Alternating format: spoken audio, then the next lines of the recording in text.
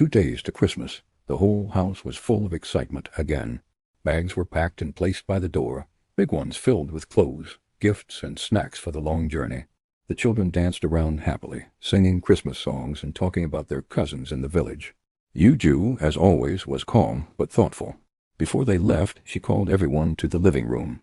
"Let's pray before we go," she said gently. Mr. John frowned. "Yuju, what is it with you and prayers?" "We're not going to the moon, it's just a village," he said, shaking his head. "I'll go and warm the car." Yuju sighed but didn't argue. She knelt down with the children and prayed quietly.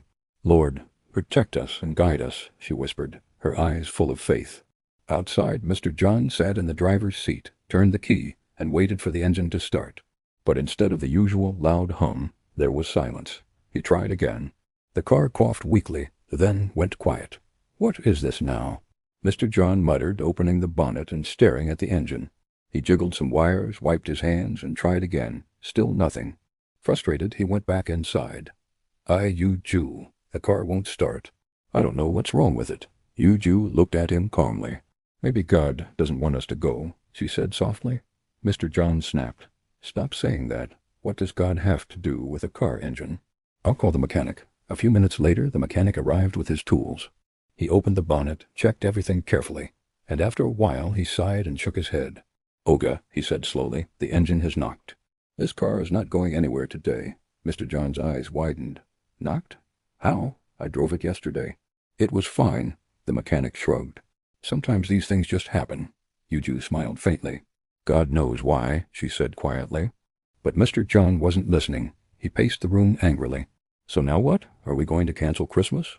No one answered. The house was silent except for the sound of the ticking clock. After a few minutes, Mr. John clapped his hands loudly. "We'll go to the park and take a bus. I've made up my mind." Yuju frowned. "Maybe we shouldn't go at all," she said gently. "Don't start again, Yuju," Mr. John snapped. "We are going."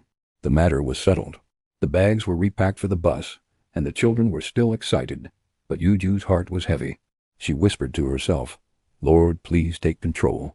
Little did they know, their decision to travel would soon lead them straight into danger. So grab your popcorn, sit back, and get ready for part 4 of one of the most powerful stories you've ever heard. And if you're new here, don't forget to subscribe and hit the like button. Turn on the notification bell, too. Support more inspiring stories like this one, and click on the link below this video to watch the full story.